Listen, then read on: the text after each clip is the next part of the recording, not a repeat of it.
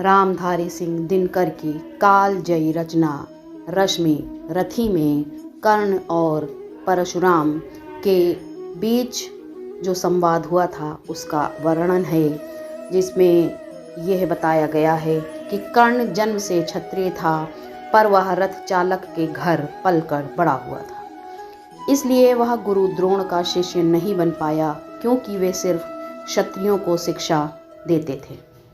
फिर कर्ण एक नकली जनेऊ पहनकर महान गुरु परशुराम के पास गया, जो ब्राह्मणों को शिक्षा देते थे। लेकिन जब कर्ण की सच्चाई परशुराम को पता चली तो इसका नतीजा कर्ण को भुगतना पड़ा। तो आइए सुनते हैं कि किस तरह से कर्ण को ये सज़ा मिली।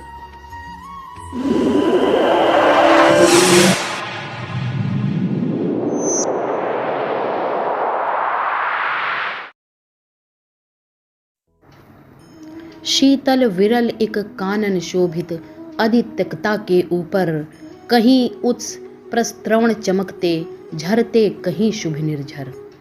जहाँ भूमि समतल सुंदर है, नहीं दिखते हैं पाहन, हरियाली के बीच खड़ा है विस्तृत एक उटज पावन। आस पास कुछ कटे हुए पीले धन खेत सुहाते हैं, शशक मूस गिलहरी कबूतर घूम घूम कड़ खाते हैं। कुछ तंद्रिल अलसित बैठे हैं, कुछ करते शिशु का लेहन, कुछ खाते शाकल्य दीखते बड़े तुष्ट सारे गोधन। हवन अग्नि बुझ चुकी गंध से वायु अभी परमाती है, भीनी भीनी महक प्राण में मादकता पहुंचाती है। धूम धूम चर्चित लगते हैं तरु के श्याम छदन, कैसे झपक रहे हों शिशु के अलसित कजरारे लोचन जैसे।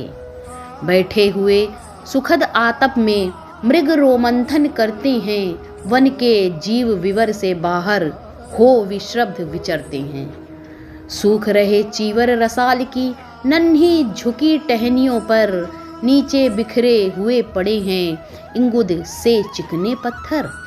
अजिन दर्भ पलाश कमंडलु एक ओर तप के साधन, एक ओर है टंगे धनुष तुनीर तीर बरछे भीषण।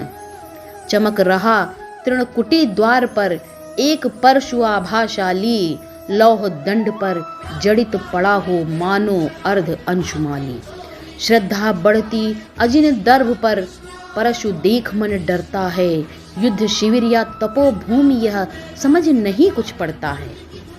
हवन कुंड जिसका ये उसके ही क्या है ये धनुष कुठार, जिस मुनि की ये सुरवा उसी की कैसे हो सकती तलवार। आई है वीरता तपोवन में क्या पुण्य कमाने को, या सन्यास साधना में है दैहिक शक्ति जगाने को। मन में तन का सिद्ध यंत्र अथवा शास्त्रों में पाया है, या कि वीर कोई योगी से युक्त सीखने आया है। परशु और तप ये दोनों वीरों के ही होते श्रृंगार, क्लीव न तो तप ही करता है ना तो उठा सकता तलवार। तप से मनुज दिव्य बनता है, षड विकार से लड़ता है, तन की समर भूमि में लेकिन काम खड्ग ही करता है।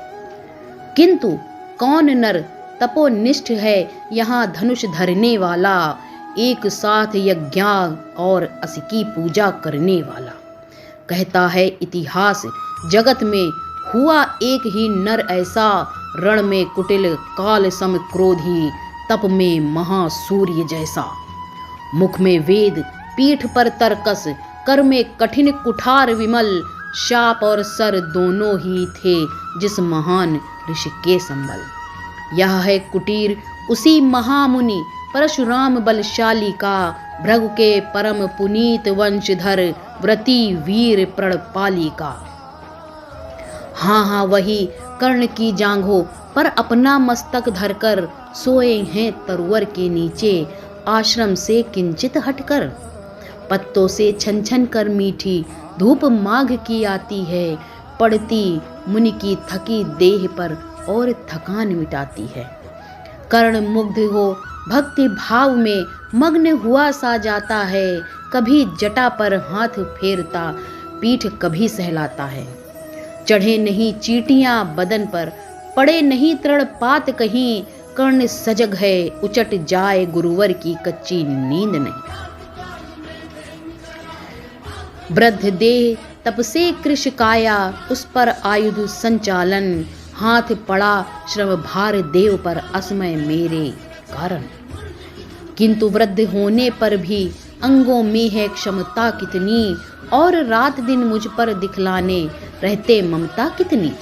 कहते हैं ओ वत्स पुष्टि कर, भोग न तू यदि खाएगा, मेरे शिक्षण की कठोरता को कैसे सह पाएगा। अनुगामी यदि बना कहीं तू, खान पान में भी मेरा सूख जाएगा लहू बचेगा, हड्डी भर ढांचा तेरा। जरा सोच कितनी कठोरता से मैं तुझे चलाता हूँ, और नहीं तो एक पाव दिन भर में रक्त जलाता हूँ।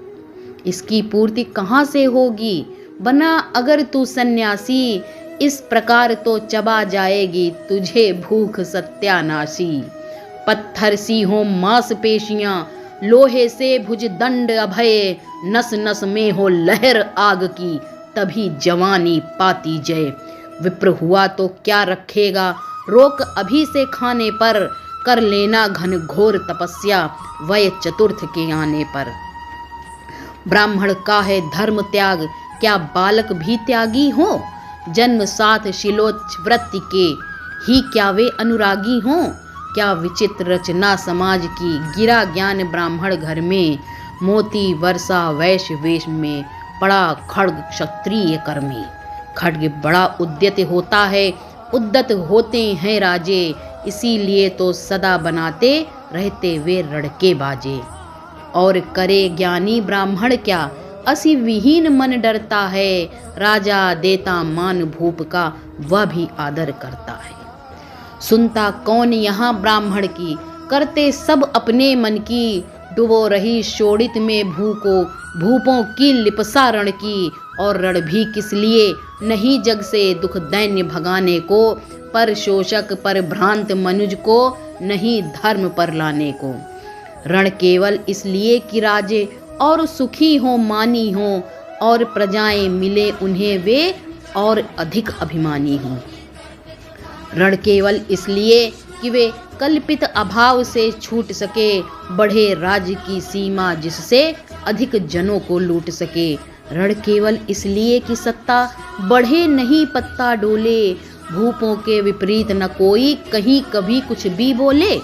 जो जो मिलती विजय अहम नरिपति को बढ़ता जाता है, और जोर से वह समाज के सिर चढ़ता जाता है। अब तो है ये दशा कि जो कुछ है वह राजा का बल है, ब्राह्मण खड़ा सामने केवल लिए शंख गंगा जल है। कहाँ तेज ब्राह्मण में अविवेकी राजा को रोक सके, धरे कुपथ पर जब ही पाँव वह तक्षण उसको टोक सके। और कहे भी तो ब्राह्मण की बात कौन सुन पाता है, यहाँ रोज राजा ब्राह्मण को अपमानित करवाता है। चलती नहीं यहाँ पंडित की, चलती नहीं तपस्वी की, जय पुकारती प्रजा रात दिन राजा जयी यशस्वी की। सिर था जो सारे समाज का वही अनादर पाता है, जो भी खिलता फूल भुजा के ऊपर चढ़ता जाता है। चारों ओर लोभ की ज्वाला, चारों ओर भोग की जय, पाप भार से दबी धसी जा रही धरा पल पल निश्चय। जब तक भोगी भूप प्रजाओं के नेता कहलाएंगे, ज्ञान त्याग तप नहीं श्रेष्ठता का जब तक पद पाएंगे। अशन वसन से हीन दीनता में जीवन धरने वाले, सह कर भी अपमान मनुष्यता की चिंता करने वाले। कवि कोविद विज्ञान विशारद कलाकार पंडित ज्ञानी, कनक नहीं कल्पना ज्ञान उज्ज्वल चरित्र के अभिमानी। इन विभूतियों को जब तक संसार नहीं पहचानेगा, राजाओं से अधिक पूज्य जब तक न इन्हें वह मानेगा।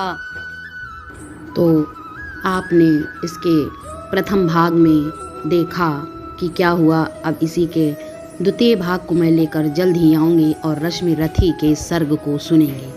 इस प्रकार के मोटिवेशनल वीडियोस के लिए please like share and subscribe my channel and hit the bell icon. ओम नमो भगवते वासुदेवाय नमः। Thanks for watching.